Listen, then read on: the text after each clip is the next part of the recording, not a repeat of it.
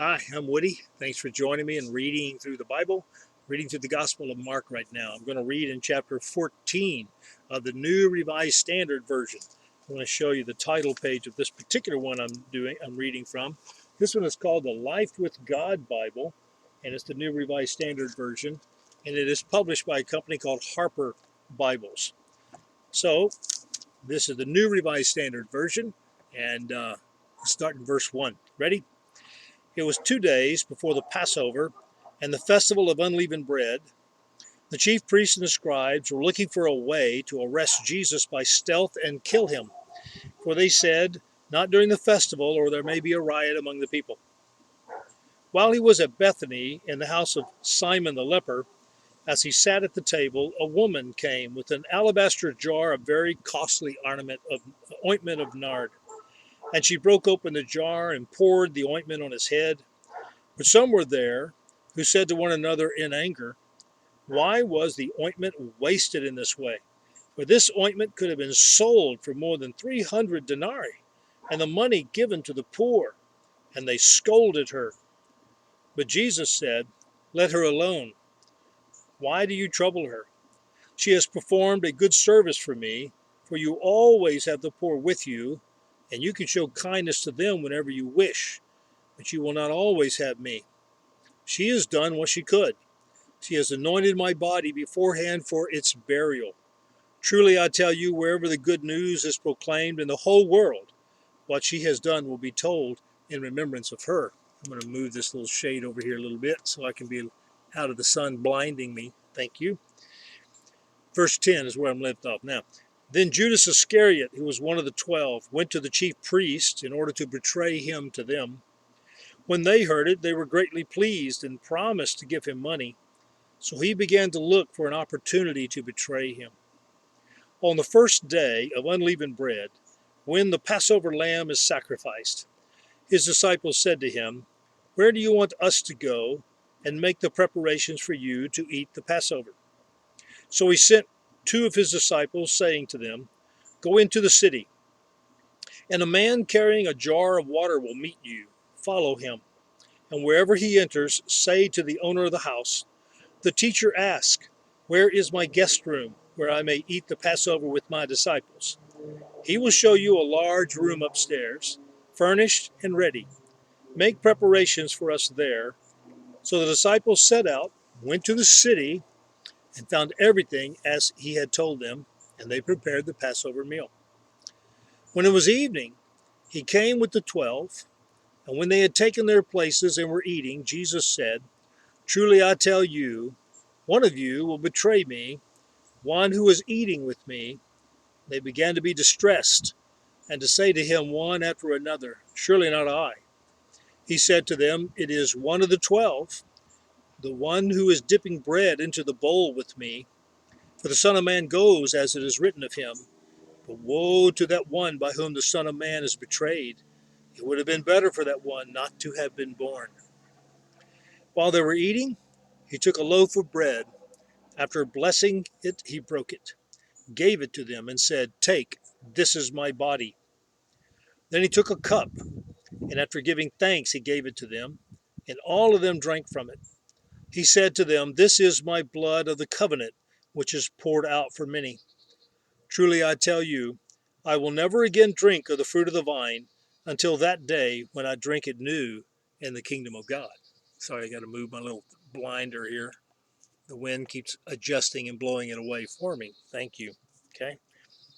Until I drink it new in the kingdom of God. Verse 26 is where I left out. When they had sung the hymn, they went out to the Mount of Olives, and Jesus said to them, "You will all become deserters, for it is written, 'I will strike the shepherd, and the sheep will be scattered.' But after I am raised up, I will go before you to Galilee." Peter said to him, "Even though all become deserters, I will not." And Jesus said to him, "Truly I tell you, this day, this very night, before the cock crows twice, you will deny me 3 times." But he said vehemently, "Even though I must die with you, I will not deny you." And all of them said the same. Then they went to a place called Gethsemane, and he said to his disciples, "Sit here while I pray."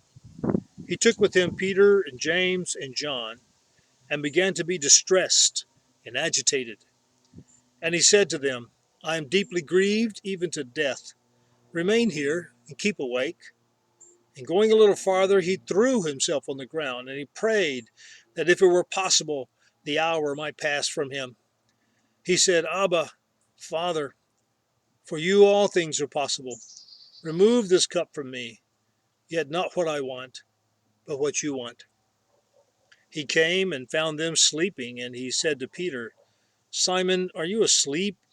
Could you not keep awake 1 hour? Keep awake and pray that you may not come into the time of trial. The spirit indeed is willing, but the flesh is weak. And again he went away and prayed. Sorry, I got to move it one more time here. It keeps blowing away from me there. Let's see if I can keep it in place here a little bit longer. Sorry about that. So keep awake and pray that you may not come into the time of trial. The spirit indeed is willing, but the flesh is weak. Verse 39 is where I'm starting again. And again he went away and prayed, saying the same words. And once more he came and found them sleeping, for their eyes were very heavy, and they did not know what to say to him. He came a third time and said to them, Are you still sleeping and taking your rest? Enough, the hour has come. Okay, I've got to keep grabbing this thing, or maybe I just need to hold it here for a little bit, keep it in place. He said, Are you still sleeping and taking your rest? Enough, the hour has come. The Son of Man is betrayed into the hands of sinners. Get up, let us be going. See, my betrayer is at hand. Immediately, while he was still speaking, Judas, one of the 12, arrived. And with him there was a crowd with swords and clubs from the chief priests, the scribes, and the elders. Now the betrayer had given them a sign, saying, The one I will kiss is the man. Arrest him and lead him away under guard. So when he came, he went up to him at once and said, Rabbi, and kissed him. Then they laid hands on him and arrested him. But one of those who stood near drew his sword and struck the slave of the high priest, cutting off his ear. Then Jesus said to them, Have you come out with swords and clubs to arrest me as though I were a bandit? Day after day I was with you in the temple, teaching, and you did not arrest me. But let the scriptures be fulfilled. All of them deserted him and fled. A certain young man was following him, wearing nothing but a linen cloth. They caught hold of him, but he left the linen cloth and ran off naked. They took Jesus to the high priest, and all the chief priests, the elders, and the scribes were assembled. Peter had followed him at a distance, right into the courtyard of the high priest, and he was sitting with the guards, warming himself at the fire. Now, the chief priest and the whole council were looking for testimony against Jesus to put him to death, but they found none. For many gave false testimony against him, and their testimony did not agree. Some stood up and gave false testimony against him, saying, We heard him say, I will destroy this temple that is made with hands, and in 3 days I will build another, not made with hands. But even on this point their testimony did not agree. Then the high priest stood up before them and asked Jesus, Have you no answer? What is it that they testify against you? But he was silent and did not answer. Again the high priest asked him, Are you the Messiah, the Son of the Blessed One? And Jesus said, I am. And you will see the Son of Man seated at the right hand of the power, and coming with the clouds of heaven.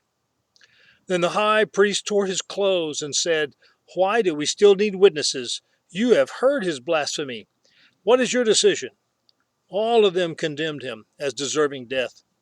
Some began to spit on him and blindfold him and to strike him, saying to him, Prophesy. The guards also took him over and beat him. While Peter was below in the courtyard, one of the servant girls of the high priest came by. When she saw Peter warming himself, she stared at him and said, You also were with Jesus, the man from Nazareth. But he denied it, saying, I do not know or understand what you're talking about. And he went out into the forecourt. Then the cock crowed, and the servant girl, on seeing him, began again to say to the bystanders, This man is one of them. But again he denied it. Then after a little while, The bystanders again said to Peter, "Certainly you are one of them, for you are a Galilean."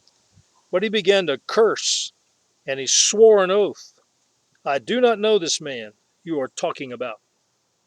At that moment, the cock crowed for the second time. Then Peter remembered that Jesus had said to him, "Before the cock crows twice, you will deny me 3 times." And he broke down and wept. Well, thanks for joining me in the Gospel of Mark, chapter 14.